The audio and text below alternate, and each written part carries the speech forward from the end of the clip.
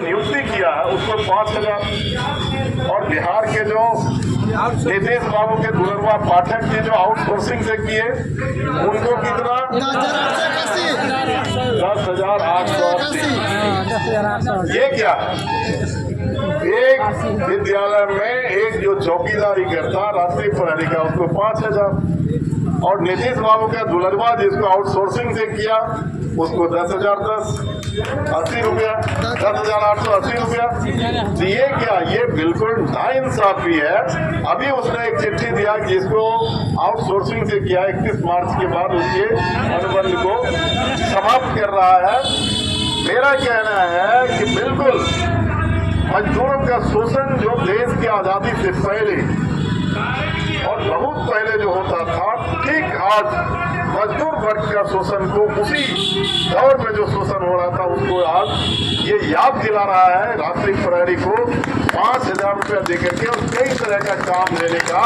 इसलिए इसका कांग्रेस पार्टी मार्क्सवादी का एमएलए होने की हैसियत से हर कमरे हर समय मजदूर वर्ग के पक्ष में खड़ा होता है और इसीलिए मैं कह रहा हूँ मैं इसका पूरी तौर पर प्रतिकार करता हूँ। और जहाँ भी मैं कमेटी में मास्टर जब कहता है कि इस पर इसके बारे में क्या कहना, मैं तो बिना मीटिंग किए हुए मैं कहता हूँ जाकर के पेमेंट सबको कर दो।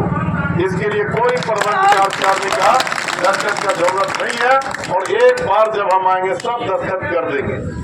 लेकिन आपका सवाल जुड़ा हुआ कहाँ से, ये आपको समझने की जरूरत है।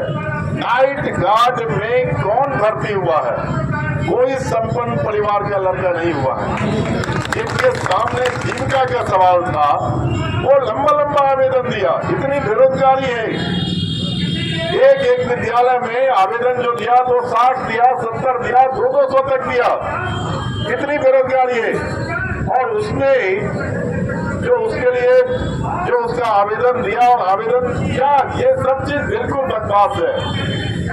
हमारी पार्टी की और मेरी व्यक्तिगत तौर पर समझ है कि आप शिक्षक का बहाली करते हो, नियोजन करते हो, आप अनुदेशक का करो, रात्रि प्रहरी नाम से ही किया हो तो उसका करो, लेकिन उसके लिए मानदेय जो है किसी भी सूरत पर एक दैनिक मजदूर की मजदूरी से कम नहीं होना चाहिए। देश के अंदर सुप्रीम कोर्ट का रूलिंग है समान काम का समान वेतन। अगर स्कूल में एक आदेश पाल जो पुराना है जिसको सरकार ने बहाल किया, अगर उसका तनख्वाह आज की तारीख में 40,000 है तो नहीं मैं बता रहा हूँ मिनिमम मैं कह रहा हूँ 40,000 है या 60,000 ये है तो ज्यादा की बात मैं इसलिए नहीं कह रहा हूँ, ये देने के लिए तो कुछ तैयार नहीं है। तो इसीलिए अगर 40,000 उसका है तो इस रात्रि प्रहरी का आप किस आधार पर 5,000 देते हो? इसका भी कम से कम तो आप 30,000 रुपया दो, 40,000 रुपया दो। और जो नहीं देते हो तो फिर कर क्या रहे हो? सिर्फ भाषण देने के लिए कि सबसे जो निचले पौधान पर जो है उसको हम देखते हैं, जो वीकर सेक्शन है, जो अत्यंत पिछड़ी जाति के हैं, जो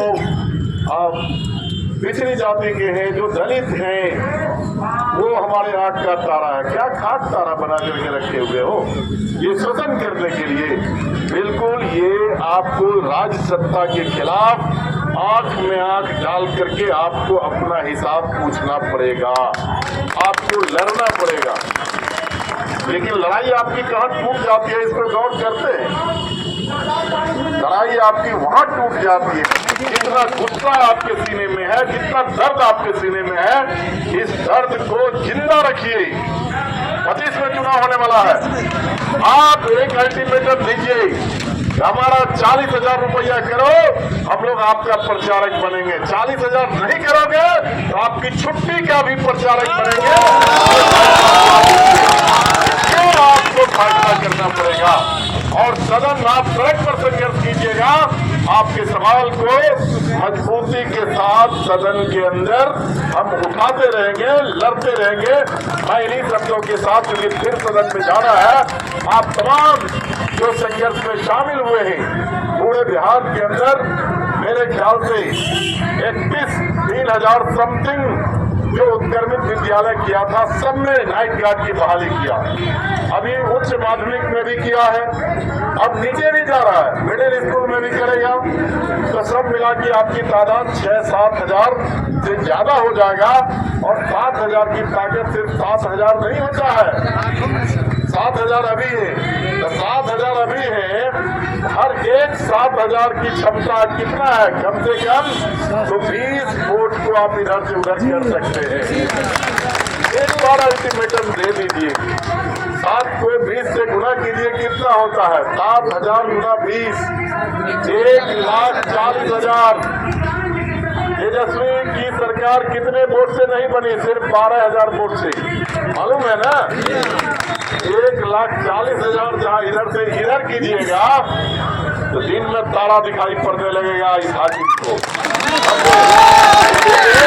आप मजबूत इच्छा शक्ति के साथ आप भर गए हैं तो बढ़िए, पीछे मत हटिएगा, कभी मत हटिएगा। और जाति के बंधन को तोड़ करके फेंक दीजिए। जाति होती है बेटी की शादी के लिए, बेटी की सगाई के लिए होता है। जाति शोषण के खिलाफ लड़ने के लिए नहीं होता है, शोषण के खिलाफ लड़ने के लिए जाति के बंधन को तोड़िए। मेरी शब्दों के साथ आपका बहुत बहुत शुक्रिया। आपने मौका दिया, आपने बुलाया और हमको भी काफी खुशी हुई। मैं तो पहले समझ रहा था कि मैं जाऊंगा कोई पहचानेंगे नहीं, लेकिन जब यहाँ आए तो कई ब्लॉक विभूतिपुर के कई लोग हमारे सामने नजर के सामने हैं। और विभूतिपुर और उजियारपुर से जो लोग आए हैं उनका तजुर्बा संघर्ष का है, इसलिए आप अपने तजुर्बा को अपने साथियों में बांटिए कि जब कदम बढ़ा दिए हैं तो जीत हासिल करके रहेंगे। आपका समर्थन करते हुए अपनी बात खत्म करता हूँ। इनकलाब जिंदाबाद, जिंदाबाद, जिंदाबाद, जिंदाबाद, जिंदाबाद।